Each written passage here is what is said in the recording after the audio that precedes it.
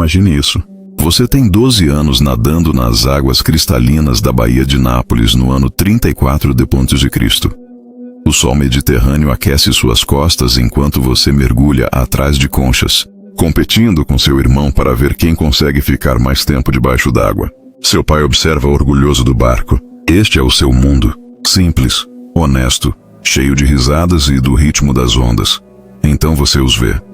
3 galeras imperiais cortando a água como facas, suas velas roxas ostentando a águia dourada de Roma. O rosto do seu pai fica branco como pergaminho. Todos na sua vila sabem o que aqueles navios significam. O imperador Tibério está recrutando novamente. O que você não sabe é que sua habilidade excepcional de natação acabou de selar seu destino. Os soldados observam você há semanas. Amanhã você acordará em uma câmara de mármore numa ilha distante, cercado por outros meninos que um dia tiveram famílias. Suas habilidades de natação se tornarão as ferramentas da sua própria destruição. Você está prestes a se tornar um dos pequenos peixes de Tibério. Antes de mergulharmos nessa história, se você gosta de aprender sobre as verdades ocultas da história, deixe seu like e se inscreva no canal. Tibério Júlio César. Augusto não nasceu um monstro. Quando se tornou imperador em 14 d.C., os romanos acreditavam estar testemunhando uma era dourada. Ele era inteligente, experiente, confiável, mas o poder absoluto revela a escuridão até nas almas mais promissoras. E por volta de 30 d.C., algo fundamental havia se quebrado dentro da mente do imperador. A transformação começou quando Tibério abandonou Roma completamente, retirando-se para Capri. Oficialmente era para recuperar sua saúde. Na realidade, foi o início do programa mais sistemático de abuso infantil da história, executado em palácios de mármore que se tornaram o inferno na terra. Capri era perfeita para essa transformação sombria. A ilha fica a 20 quilômetros da costa italiana, cercada por correntes traiçoeiras e penhascos que tornam a fuga impossível. Cada embarcação era monitorada por guardas imperiais. O que acontecia em Capri, ficava em Capri. A vila do imperador cobria grande parte do planalto mais alto da ilha, com câmaras, jardins e piscinas privadas esculpidas diretamente na rocha viva. Estas não eram simples instalações de banho. Eram maravilhas da engenharia projetadas para facilitar atividades que os arquitetos entendiam, mas nunca discutiam. Câmaras subterrâneas conectavam as piscinas, criando espaços aquáticos onde os gritos não podiam ultrapassar as paredes de mármore. Mas aqui está a parte que vai fazer sua pele arrepiar. Isso não era crueldade aleatória. Era abuso infantil sistemático, calculado, em escala industrial. O imperador havia descoberto que obtinha prazer particular ao fazer com que meninos jovens realizassem atos íntimos nele, enquanto se banhava. Especificamente meninos que podiam prender a respiração por períodos prolongados debaixo d'água. O que começou como indulgência ocasional evoluiu para uma obsessão que consumiu recursos enormes e inúmeras vidas jovens. O processo de seleção era metódico e horrorizante. Agentes imperiais viajavam pelas regiões costeiras procurando meninos com habilidades excepcionais de natação. Os critérios eram específicos. Meninos entre 8 e 14 anos, fisicamente atraentes, capazes de prender a respiração por pelo menos 2 minutos. Navios imperiais chegavam sem aviso com documentos oficiais dando-lhes autoridade para recrutar crianças. Pais que resistiam enfrentavam prisão imediata ou execução. Aqueles que cooperavam recebiam pequenos pagamentos que mal compensavam a perda de seus filhos. Sua própria captura seguiu essa rotina. Soldados abordaram o barco do seu pai falando sobre serviço imperial. Mas seus olhos tinham uma frieza que fez seu estômago apertar. Eles examinaram você como comerciantes de escravos, testando reflexos, cronometrando quanto tempo você conseguia prender a respiração. Quando você ficou submerso por quase 3 minutos, seus sorrisos se tornaram genuínos. Você era exatamente o que eles procuravam. A viagem para Capri levou 2 dias. Você foi amontoado em porões com dezenas de outros meninos, todos com o mesmo olhar de confusão aterrorizada. Os meninos mais velhos sussurravam sobre piscinas de mármore onde as crianças realizavam tarefas que não faziam sentido para mentes inocentes. Falavam de meninos que agradavam o imperador e recebiam melhor tratamento, mas também de outros que simplesmente desapareciam. Ao chegar, você passou por uma segunda seleção. Médicos imperiais testavam habilidade de natação, flexibilidade, controle de respiração. Aqueles que passavam recebiam túnicas limpas. Aqueles que não passavam simplesmente desapareciam. O complexo da vila se tornou sua prisão. Você foi alojado em dormitórios perto das piscinas. Na primeira noite você ouviu sons que se tornaram a trilha sonora do cativeiro. Meninos mais velhos sussurravam instruções urgentes sobre regras que significavam a diferença entre sobrevivência e desaparecimento. O treinamento começou imediatamente. Você foi designado para Marcos, um menino que alegava ter 15 anos, mas cujos olhos sugeriam décadas de experiência. Ele havia sobrevivido 3 anos desenvolvendo habilidade sobrenatural para antecipar desejos imperiais. As regras eram claras. Nunca fale a menos que lhe falem. Nunca olhe o imperador nos olhos.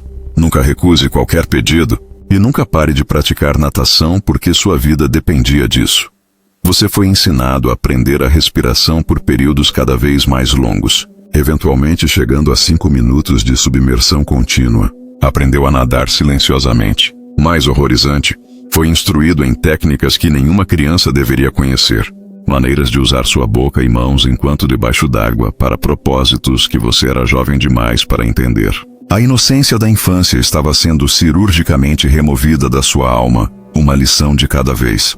A primeira vez que você foi convocado para servir pessoalmente, você pensou que poderia morrer de terror.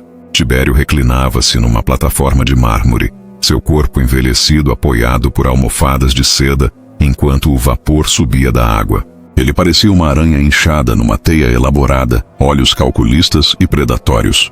Marcos havia te preparado durante semanas, mas nada te preparou para a presença de Tibério.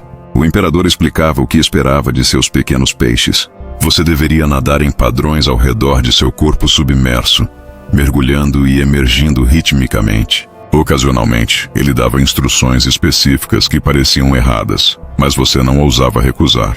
Sua infância estava se afogando naquelas piscinas de mármore, uma respiração de cada vez. A manipulação psicológica era sistemática e cruel.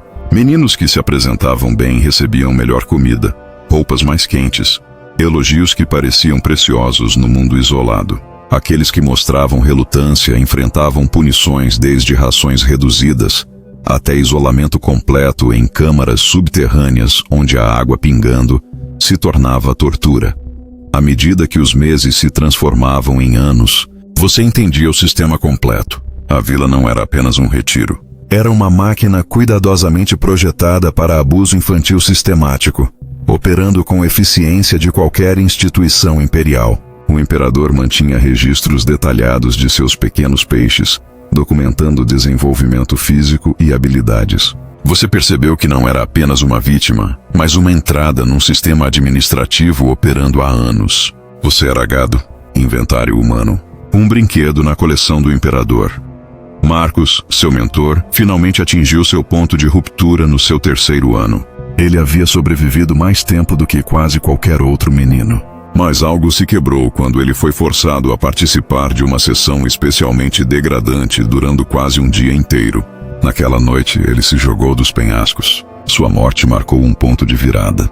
Você percebeu que a sobrevivência não era realmente sobrevivência se significasse se tornar algo não mais reconhecivelmente humano. O menino que havia coletado conchas já estava morto, substituído por uma criatura cuja existência girava em torno de servir apetites imperiais perversos. O que torna essa história arrepiante é quão minuciosamente os historiadores romanos a documentaram. Suetônio, escrevendo em As Vidas dos 12 Césares, forneceu relatos detalhados do que descobriu em Capri após a morte do imperador.